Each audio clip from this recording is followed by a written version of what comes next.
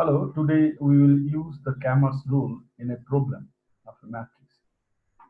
Look, what is the Cramer's rule? A method. It is a method involving the determinant of the coefficients.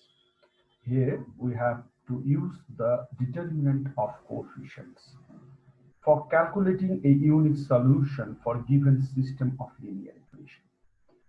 For example, there are a given system of linear equations and we have to find out the determinant of the coefficients and that determinant will be used for calculating a unique solution for the given system of linear equations.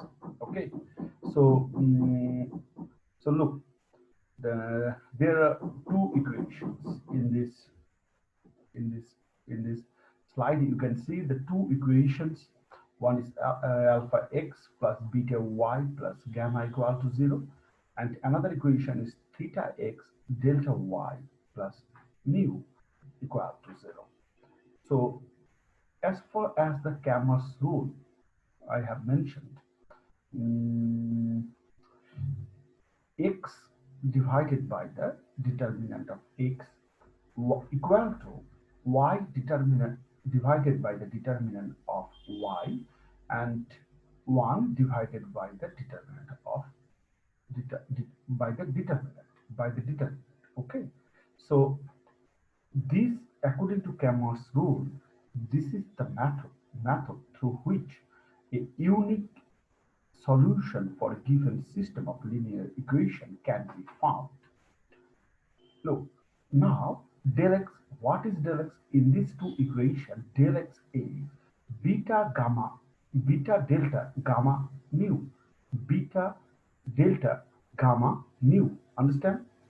So x, to find out the determinant of x, we find it in this way, that the coefficient of y and coefficient of y del, coefficient of beta del, and gamma and mu. Okay, and determinant of y. So determinant of y is alpha theta gamma and mu, alpha theta gamma and mu, alpha theta gamma and mu, and the determinant is alpha theta beta delta, alpha theta beta delta. Here is delta. You should write delta here. You should write delta here.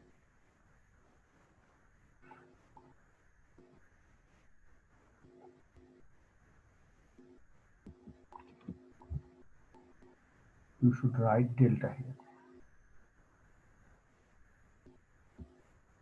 Okay.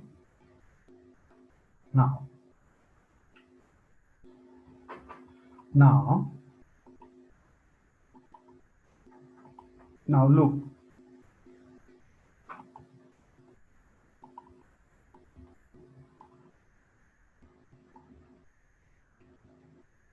now here is a problem.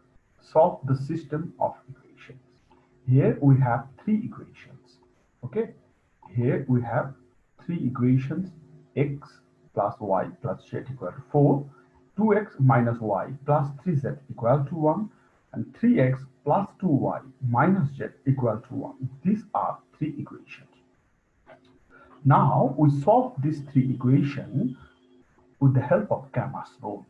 So as far as the Cramer's rule is known to us, so x divided by the determinant of x, y divided by the determinant of y, z divided by the determinant of z, and 1 divided by the determinant. Okay, look, so x divided by the determinant of x, so 4 1 1 4 1 1, next 1 coefficient 1 minus 1 plus 2 coefficient. Okay, 1 3 minus 1 1 3 minus 1. Okay, so this column represents the coefficients of y, This column represents the coefficient of z. Now the determinant of y. Determinant of y, this column represents the coefficient of x, 1, 2, 3, 1, 2, 3, the coefficient of this figure 4, 1, 1, 4, 1, 1, and the third column is the coefficient of z, 1, 3, minus 1, 1, 3, minus 1. Okay. Now the determinant of z. Determinant of z, this column represents the coefficients of x, 1, 2, 3, 1, 2, 3, and now the coefficient of y, 1, minus 1, 2, 1, minus 1, 2, and 4, 1, 1, and third column is 4, 1, 1. And the determinant is represented as 1, 2, 3, 1, 2, 3, 1, minus 1, 2, 1, minus 1, 2, 1, 3, minus 1, 1, 3, minus 1. Okay, so all the determinants are found out. Now, del 1, it is del 1. Del 1 is 4, 1, 1, 1, minus 1, 2, 1, 3, minus 1. So 4, 4, we have to find out the determinant. Then the method is this, and 4 multiplied with, we cancel out this column, this row, what remains, this part, minus 1, 2, 3, minus 1, 1, 3, 2, minus 1, minus this pair, plus, minus 1, 1, okay, 1. So this column cancel out, this column is cancelled out, 1, 1, 3, minus 1, 1, 1, 3, minus 1, 1, 1. Okay, now this column is cancelled out, this row is cancelled out. So 1, minus 1, 1, 2, 1, minus 1, 1, 2. Here plus, minus, plus. Okay, now we solve. Now we solve. 4, minus 1, multiply. We get 1, minus 3 multiplied with 2, 6. In this way, we find out the value minus 30. So determinant of x is minus 30. Now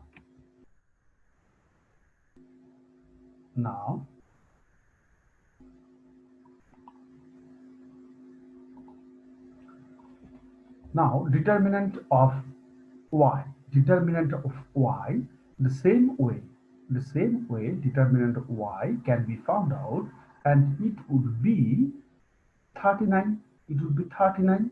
Okay, the same way as we have found out the determinant of x, determinant of y, that is here del 2 is 39. Now determinant of z. So determinant of z in the same way, following the method through which the determinant can be calculated is used here, and after some steps we get the determinant of z is 26. Okay, it is represented by del 3. The determinant of z is represented by del 3, and it is 26. Now the determinant that is 1, 2, 3, 1, minus 1, 2, 1, 3, minus 1. In our previous slide, you can find it, this portion, this determinant we have to find out. Okay, so now, and this is 30. This is 30. Okay, now this is 30. So x is del 1 by del. X is del 1 by del. As you can find, x is del 1 by del. Okay, the x is del 1 and here 1 by del. So x is del 1 by del. Clear? Y is del 2 by del. Z is del 3 by del. Clear? So in this way, look, x is del 1 by del, minus 13 by 13 equal to minus 1. Y del 2 by del, 39 by 13, 3, and z equal to del 3 by del, 26 by 13 is 2. So in vector matrix notation, here we have applied the Cramer's rule. Now we solve this problem, the same problem, with the vector matrix notation. Okay, look, in matrix notation. You can write these three equation in the following way in matrix notation. So this is 3 into 3 matrix, and this is the vector, and this is B matrix. Now Ax equal to B, so x equal to A inverse B. A inverse B is nothing but the of A adjoint of A divided by determinant of A multiplied with B. So this is the X. So determinant of A is 13. It is known to us. So AX. So A inverse exists. So we can find the solution. So look, A determinant of A is 13, which is and this 13 has already been found out. So matrix of cofactors. Now to find out the adjoint of A, we have to find out the cofactors of cofactors of this matrix, and then we have to transpose. Then we have to transpose the matrix, and we get the adjoint of A. So adjoint of A is the transpose of matrix of cofactors of A. Okay, so cofactors of A. These are the cofactors: minus 5, 11, 7, 3, minus 4, 1, minus 4, minus 1, 3, minus 3. Okay, this minus 5 is found in this way. This is the one. Cofactor of 1 is minus 5. Cofactor of 1 is minus 5 because we cancel this column and cancel this row. What remains? Minus 1, 2, 3, minus 1. So after solving this part we get 5, minus 5, and 1, and cofactor 1 is 11. The same way we can find out it by cancel of this column and this row. So what remains? 2, 3, 3 minus 1, and solving this we get 11, and cofactor 1. In the same way we cancel out this column, this row. 2 minus 1, 3 minus 2, and solving it we get 7. So in this way we can find the cofactor of the matrix. And now we transpose. After transposing, minus 7, 11, 7 is the row, and it would be the column when we transpose the matrix. So minus 5, 11, 7, 3 minus 4, 1, 3 minus 4, 1, and 4 minus 1, 3. This is the last row. This is the last column. 4 minus 1, 3. So now X is A inverse B. So this is the A inverse B. A inverse B is known to us. So A inverse means 1 by A determinant adjoint A and multiplied with B. So adjoint A is this, determinant A is 13. Now look, 1 by A, it is the 1 by 13, and this is the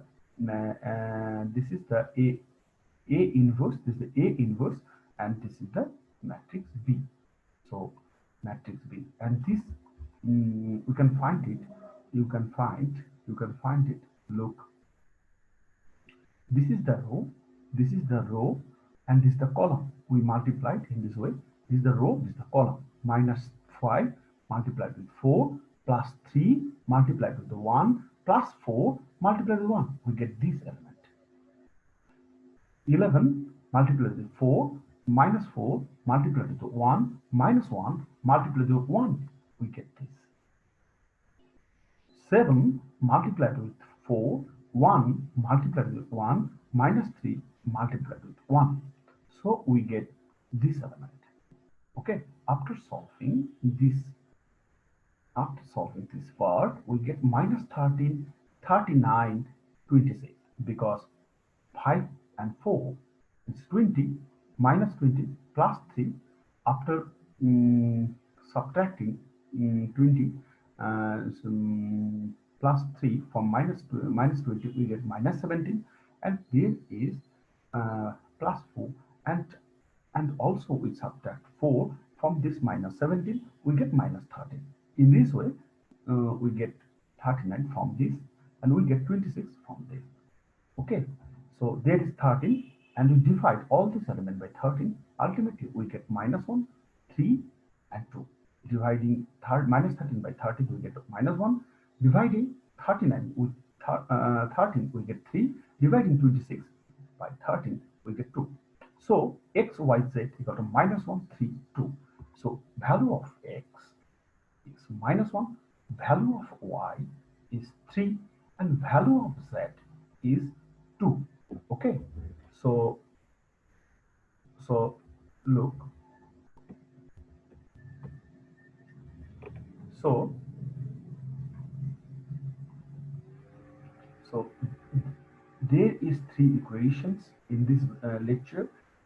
We try to clear the concept how to solve the system of equations with the help of Cramer's rule and also with the vector of matrix with the vector notations. Okay, so so this is the Cramer's rule procedure. This is the Cramer's rule procedure, and this is the vector matrix notation. Vector matrix notation.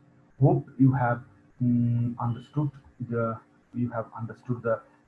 lecture, and what I have tried to clarify. You have you have got the concept. Thank you for enjoying this